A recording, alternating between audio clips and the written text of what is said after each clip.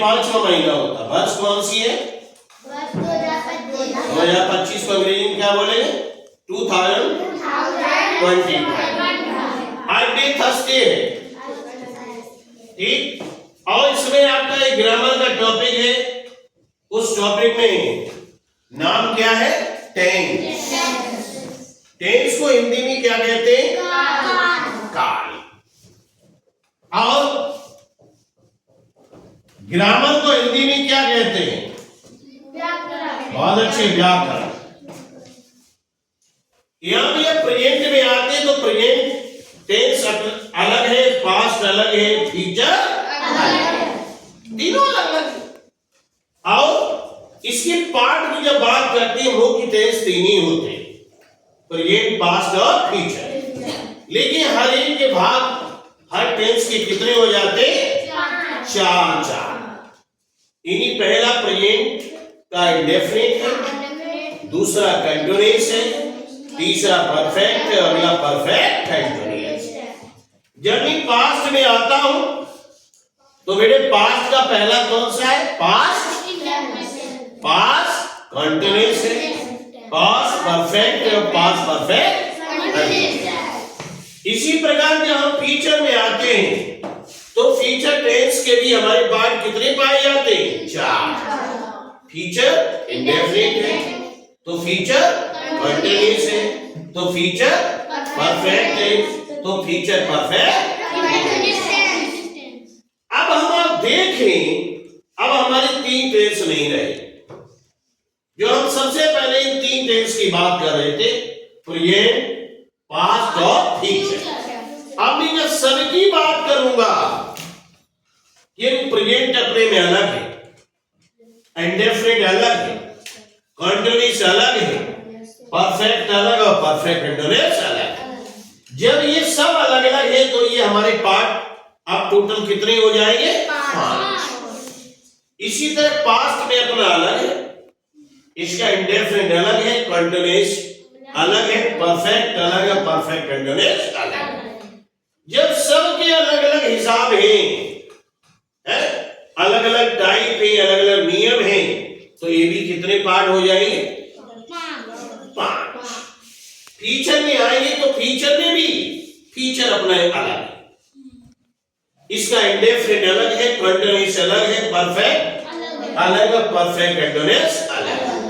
अब ये भी अपने में कितने हो जाएंगे? 5। अब देखा जाए कुल टेंस की बात करते हैं तो अब 3 नहीं, हमें पूरे कितने पढ़ने पड़ेंगे? 15। क्योंकि 15 टेंस की हर एक की थीम अपनी अपनी अलग है, इसलिए हम केवल 3 पर निर्भर न रहे। उनके जो 4 पार्ट होते, वो पार्ट भी अलग होते, खुद में भी अलग होते। इसलिए हमें अब जो अध्ययन करना है वो 3 से लेके 3 से बढ़कर हमें कितने में करना है? 15 में करना है। तो जब भ्रांतियां होती, पूछते हैं कि टेंस कुल कितने होते हैं, तो अक्सर आपका जवाब होता है कि टेंस 12 होते हैं। जब टेंस की शुरुआत केवल 3 से चलती है और 3 से जब उनकी काइंड्स पे आते हैं, मतलब काइंड्स हो जाते हैं, तो टोटल मिला के कितने हो जाते हैं? 15। ये भ्रांति दूर रखो कि 15 टेंस अपने में हम आपको अलग अलग बताएंगे। कि आज फर्स्ट डे में हमने बताया कि काइंड्स कौन कौन से होते हैं, ये प्रेजेंट का अपने में क्या है, पास्ट में अपने में क्या है और फ्यूचर में अपने में क्या है। जब प्रेजेंट की केवल बात करूंगा तो इसमें हा, ही, हो, यानी है, ही और हो की बात। इसमें केवल इच, आर और एम का प्रयोग होता है, ये अपने में अलग है। इसके साथ या तो नाउन आता है या फिर एडजेक्टिव आता है। इसके साथ केवल इनके साथ, इस प्रेजेंट के साथ या तो या नाउन आएगा या एडजेक्टिव आएगा। इसमें वर्ब नहीं होगी, वर्ब की शुरुआत हमारी यहां से शुरू होगी।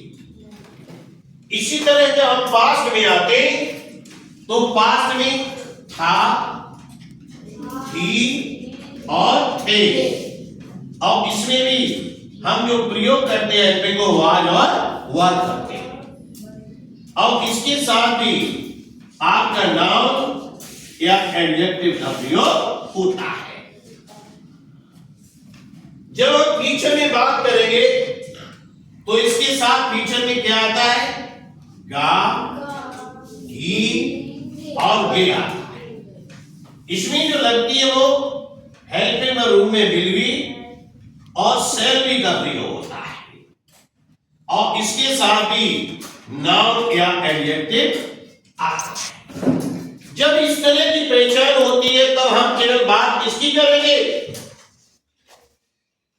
प्रेजेंट, पास्ट और फ्यूचर।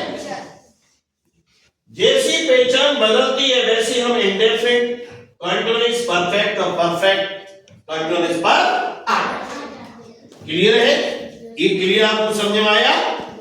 आज के टेंस के प्रकार आपको सही समझ में आ गए कि कुल आपकी टेंस मुख्य तौर पर तीन ही होती है, प्रेजेंट, पास्ट और फ्यूचर। और जब उनके पार्ट हो जाते हैं तो पार्ट मिला के आपके कितने हैं? फिर हम 15 पे आते। जैसे किसी परिवार में अगर मेंबर की बात की जाए, किसी पिता के 4 संतान हैं और कुल मेंबर की बात की जाए तो उसके यहाँ परिवार में कुल मेंबर कितने हो जाते हैं? 6 हो जाते हैं।